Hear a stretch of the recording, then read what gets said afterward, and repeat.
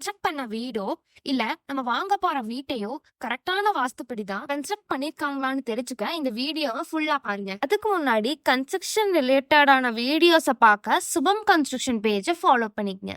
பொதுவாவே எல்லாரும் 4 டைரக்ஷனை பேஸ் பண்ணி தான் வாஸ்து பார்ப்பாங்க. நார்த் ஈஸ்ட் கார்னரை ஈசானி மூலனும், சவுத் ஈஸ்ட் கார்னரை அக்னி மூலனும், சவுத் வெஸ்ட் கார்னரை கன்னி மூலனும், நார்த் ஈஸ்ட் கார்னரை வாயு மூலனும் சொல்லுவாங்க. நார்த் ஈஸ்ட் கார்னர்ங்கிறது ஈசானி மூலை. அந்த இடத்துல ஸ்பிரிச்சுவல் வைப்ஸ் அதிகமா இருக்கும். சோ அந்த இடத்துல பூஜா ரூம், வீட்டோட என்ட்ரன்ஸ், மெடிடேஷன் ரூம், வராண்டா, பால்கனி இருக்கலாம். அதுலயும் குறிப்பா இந்த இடத்த போர்வெல் போடுறதுக்கான கரெக்டான இடம்னே சொல்லலாம். ஆனா நார்த் ஈஸ்ட் கார்னர்ல ஸ்டேர்கேஸ் அண்ட் செப்டிக் டேங்க் இருக்கக்கூடாது. சவுத் ஈஸ்ட் கார்னரை அக்னி மூலைன்னு சொல்லுவாங்க. சோ அந்த இடத்துல நெருப்பு சம்பந்தமானது அங்க இருக்கிறது நல்லது. அதாவது kitchen, staircase room, store room, electric room இருக்கலாம். சவுத் வெஸ்ட் கார்னரான கன்னி மூலையில பினான்சியல் அட்ராக்ஷன் அதிகமா இருக்கும்.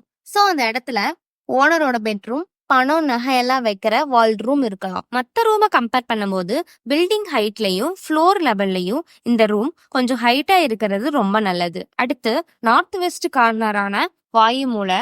இந்த இடத்துல கேஸ் சம்பந்தமான septic tank, bathroom, child bedroom, wash area மாதிரியான போர்ஷன்ஸ் இருக்கிறது நல்லது.